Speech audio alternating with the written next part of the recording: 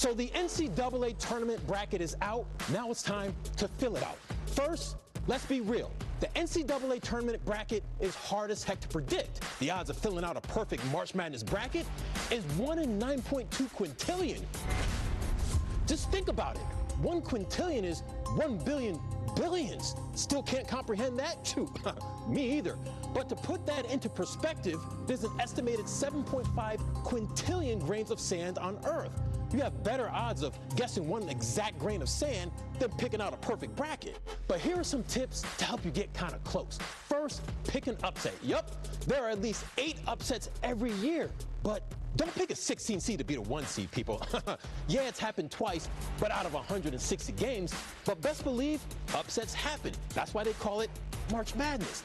So pick at least one top 4 seed to lose in the first round. That's happened 15 of the past 17 tournaments. You can go with a 12 seed over a 5 seed. At least one 12 seed has won a first round game in 34 of the 40 tournaments. An 11 seed has upset a 6 seed 38.7% of the time, the highest upset percentage in tournament history. Or go with the 15 seed over a 2 seed.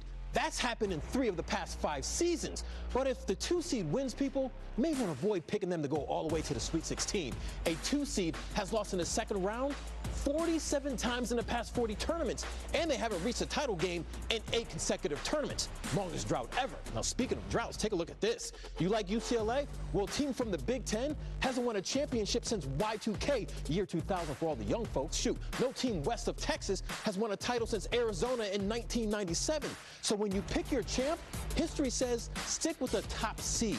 25 of the last 27 champs were a 1, 2, or 3 seed.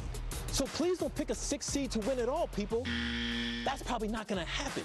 But if you need a tiebreaker, go with the blue team. Blue teams have won the most titles. Or trust the mascots. Yes, dogs have a better record over cats. That settles that debate.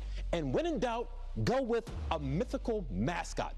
Like the Duke Blue Devils. They tend to reign supreme. But speaking of the Blue Devils, here's my hot take. Don't pick Duke to win it all. They're the #1 overall seed this year, and since the committee began naming the overall #1 seed in 2004, only 4 of the 21 won the title, while 8 of them lost in the Sweet 16 or earlier. Ouch! But most importantly, relax. This isn't a test like the SAT. It's March Madness. Have fun, talk some trash, and hope your chaos makes sense.